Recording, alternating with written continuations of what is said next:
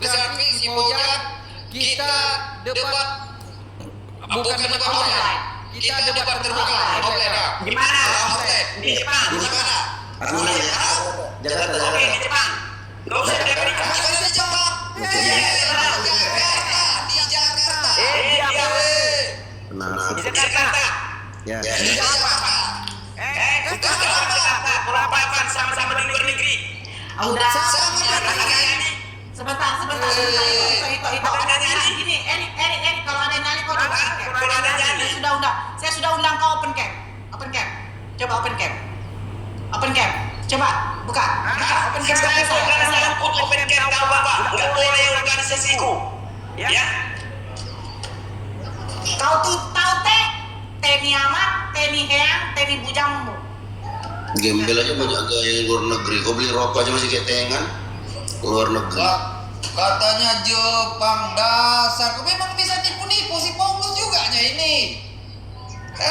Nanti kayak enggak, takutnya aku kayak si Paulus. Iya. Tuhan, apakah itu engkau?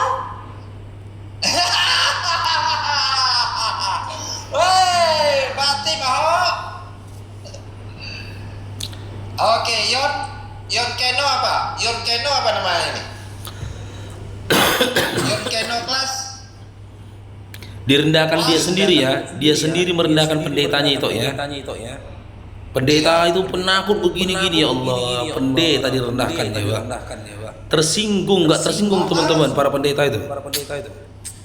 Mari ya. Orang kan ada yang waktu mentong tuh yang pendetanya dilawan waktu dikasih tas itu yang mau ditunggu itu. Kan mereka yang ngatur, kan ada pitinya itu. Pendetanya aja ditunggu. Mereka itu mana ada itu beda kita kalau dengan Ustaz kita takut. Mereka mana ada takutnya? Gak ada, karena mereka yang ngatur. Si Erik itu dari dulu kayak gitu aja. Ada yang berani nggak? Open cam lah. Itu baru ada menunjukkan kualitas Anda sebagai seorang Kristen. Diskusi pakai data ilmiah, open cam. Kayak gitu mantap. Gitu loh.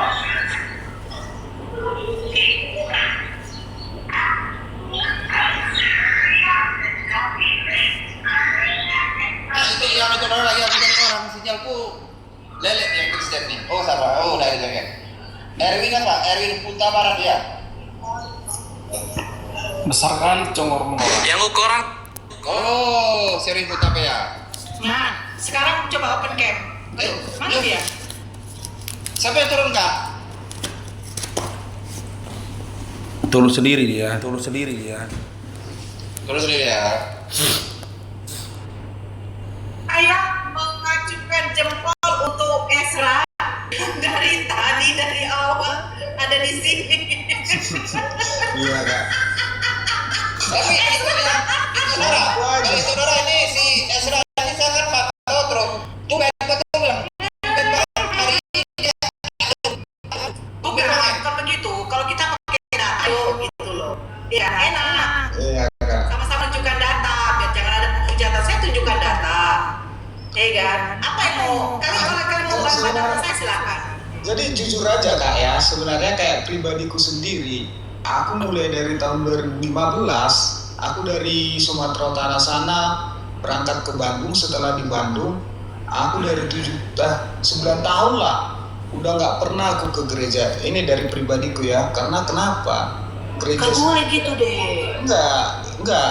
Aku memang ya untuk diri aku sendiri, aku memang percaya Tuhan Yesus. Aku mengikut dia, tapi untuk cara-cara yang untuk sekarang ini kayak udah kosong tuh tengok. Yang sekarang perpuluhan lah. Yang gejala itu abang tahu nggak itu penyakit apa bang? Itu gejala-gejala abang mau mualaf itu. Kalau untuk mualaf ya mungkin Ya, belum memang. tanda Jangan dulu deh, jangan. Nggak gini itu, bentar itu ya. Yang dirasakannya ini sama dengan aku. Yang dirasakan dia ini sama dengan aku di awal keislamanku. Sekarang aku tanya sama mu Isra, jujur dari hati Isra ya. Ya. dari umurmu lahir sampai detik ini, setelah kau saksikan saudara-saudara Kristen itu peribadatannya, berbagai peribadatan di teman-teman Kristen, jujur Esra ya, ini tak pernah kau baca Bible atau enggak? Sama enggak peribadatan yang mereka lakukan seperti apa yang dilakukan atau bahkan dicontohkan oleh Yesus itu sendiri? Enggak, Jauh. Jadi kayak kalau yang aku lihat sekarang Jika kedua ini Esra bentar yang kedua. Dalam Yohanes 14 nomor 6 dikatakan Yesus itu adalah jalan keselamatan dan hidup. Jika Yesus adalah jalan keselamatan dan hidup, apakah teman-teman Kristen yang melakukan peribadatan seperti yang Bang Esra bilang tadi jauh berbeda dengan apa yang diajarkan oleh Yesus? Apakah jalan keselamatan yang disampaikan oleh Yesus ya merupakan jalan keselamatan untuk teman-teman Kristen yang peribadatan yang Anda katakan yang jauh tadi berbeda? Tidak kan? Tidak untuk mereka kan? Karena sebenarnya gini, yang aku lihat itu sekarang itu ya mohon maaf lah untuk kalaupun ada di dalam sini ada pendeta, mohon maaf untuk pendeta-pendeta sekarang ini banyak mereka yang memang bukan karena panggilan gitu. Tetapi teruskan kita diskusi ini Bang, teruskan tetapi Jadi kayak dalam arti gini, dari pendeta banyak uang nih gitu kan, ada segala nih, dia bikin organisasi, bikin buka gereja, nanti nyari kayak jemaat, kamu masuk gerejaku ya, nanti udah ada 100 orang. Nah, nanti pendetanya suaminya, istrinya bendaharanya, terus anaknya pemain musiknya, ya gitu sekarang. dan jenis peribadatan yang mereka sajikan, jenis peribadatan dan cara peribadatan yang mereka sajikan sesuai dengan keinginan jemaatnya kan, supaya jemaatnya banyak, benar? Benar. Ya tapi untuk caranya aja yang salah Bang menurut aku, makanya udah 9 tahun untuk ke gereja aku kayak pikiran aku untuk apa gitu, yang penting mah kita ikutin aja. Gini aja Bang Esra, ini pertanyaanku terakhir ini, habis itu enggak bertanya lagi kepadamu. Dan seandainya pun kamu naik kemari, aku gak akan mau diskusi samamu. Aku cuma minta sama Allah supaya Allah memberikan kamu petunjuknya. Gini aja Bang Esra, apakah Anda pernah baca Bible? Gak usah dari Kejadian lah, dari Matius sampai Wahyu. Selesai?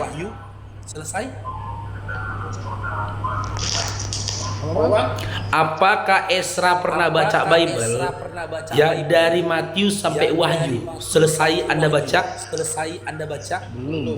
Belum. Yang kedua, apakah saat ini Anda imani Yesus itu adalah Tuhan pencipta alam semesta yang layak untuk disembah? kalau itu Iya, oke. Saranku gini Bang Esra.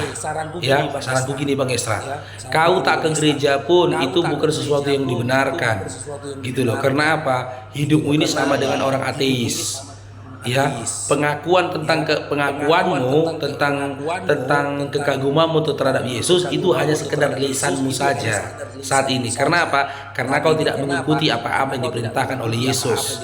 Di sini aku tidak sedang mengintervensimu, tidak sedang untuk membujukmu, cuman aku minta kepadamu, ya, coba kau baca kitabmu, Perjanjian Baru, mulai dari Matius sampai Wahyu. Gak usah, aku gak minta, kalau boleh dari Kejadian baca Biblemu dari Matius sampai Wahyu, ya. Cari di situ, pelajari di situ. Apakah Yesus itu pernah menyatakan dirinya adalah Tuhan, atau ketika ada kata Tuhan di situ itu hanya sangkaan dari si penulisnya? Cari perkataan Yesus itu sendiri. Baca Biblemu Bang Esra, ya. Silakan itu.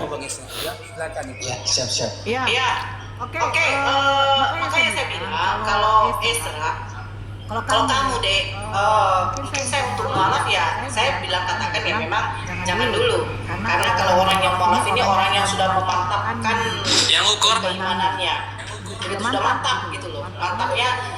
Ini siapa sih yang ada kayak suara radio? Itu bukan. Bukan. Si Janter. Oke. Jadi begini, ini menurut si Esra aja deh. Esra, kira-kira Yesus punya Tuhan nggak? Ya kalau itu aku untuk sekarang ini itu aku masih percaya yang Tritunggal Kak. Tritunggal, tiga pribadi satu hakikat. Iya. Iya. Yang tiga pribadi apa yang ada pada diri Yesus? Ya untuk secara yang aku tahu ya dia Tuhan, dia Allah. Gitu. Iya, maksudnya pribadi apa yang ada pada diri Yesus? Pribadi apa? Iya, kan tiga pribadi satu hakikat.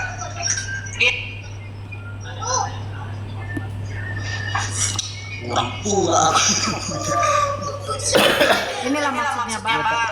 Kita mengetahui, kita hanya mengetahui tanpa didasari dari fakta-fakta yang ada tercatat gitu loh. Landasan keimanan Kristen ini kan, sebentar izin dulu. Itu yang itu lagi lanjut itu. Landasan keimanan Kristen adalah kitab sucinya. Bagaimana kalian mengetahui tentang Tuhan satu? Cara menyembah kepada Tuhan, ritual-ritual apa yang dilakukan ketika melakukan penyembahan, hukum-hukum apa, perintah-perintah apa yang diperintahkan oleh Tuhan, apa yang diharapkan, apa yang diperbolehkan, kira-kira pahala seperti apa yang ketika kita lakukan itu mendapatkan menjadikan itu suatu amal ibadah kita. Bentar.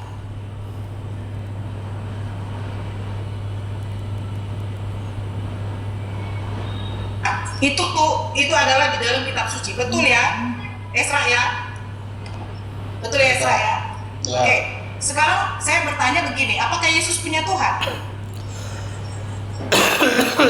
Yesus punya Tuhan. Ya pada saat dia jadi manusia ya dia punya Tuhan. Kalau dia nggak jadi manusia, Ya dialah Tuhannya. jadi waktu Yesus Markus mencatatkan Yesus naik ke surga duduk di sebelah kanan Bapa, itu Bapa siapa?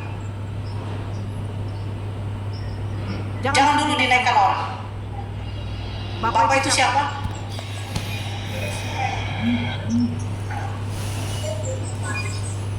Ini kita pakai akal logika ya, Esra.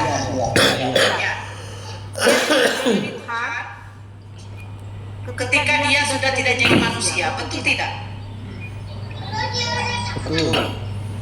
Nah, jadi ketika Yesus sampai berumur 33 tahun setengah, dia bukan Tuhan. Dia manusia. Oke, dia manusia.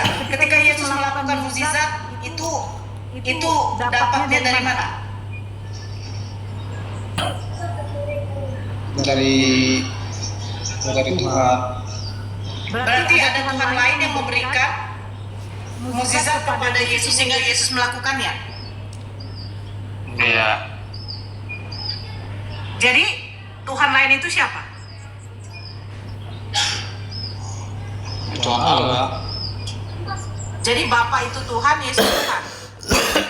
Iya Kak. Jadi Esra mempercayai ada dua Tuhan di dalam Kristen. Tapi bukan. Gimana?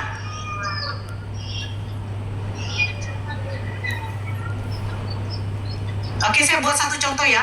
Matius 11 nomor 25. Ini ngomong Yesus.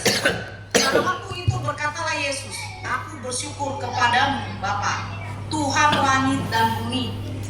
Tuhan langit dan bumi. Berarti Bapa yang menciptakan langit dan bumi, betul? Ya. Yesus menciptakan apa sehingga kalian jadikan Tuhan? Enggak, izin itu, korelasikan lagi itu dengan KPR 222. KPR 2 nomor 22 coba.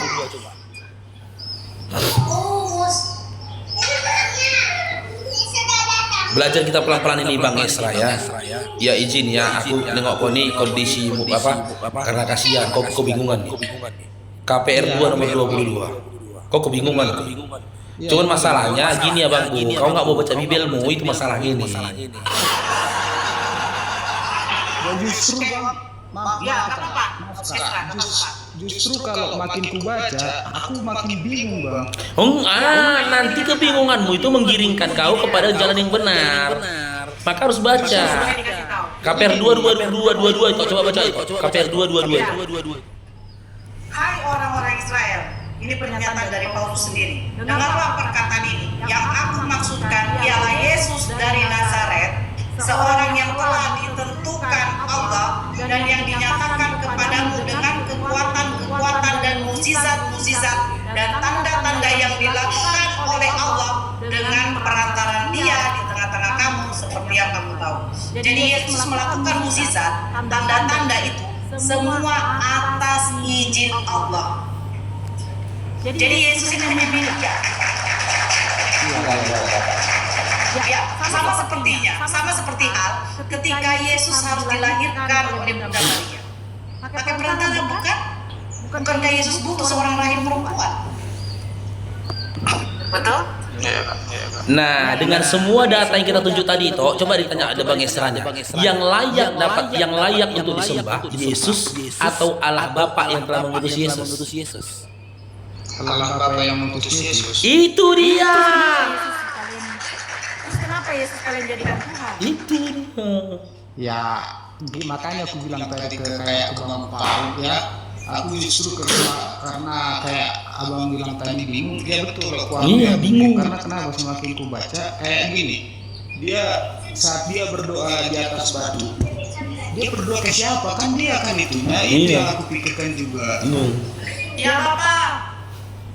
Ketika Yesus membangkitkan Lazarus, jangan lupa sebelum dia membangkitkan Lazarus dia berdoa dulu kepada Bapaknya. Ya Bapa, aku mengucap syukur kepadamu karena Engkau selalu mendengarkan aku. Betul? Iya. Kenapa ada Tuhan mengucap syukur kepada Tuhan? Iya.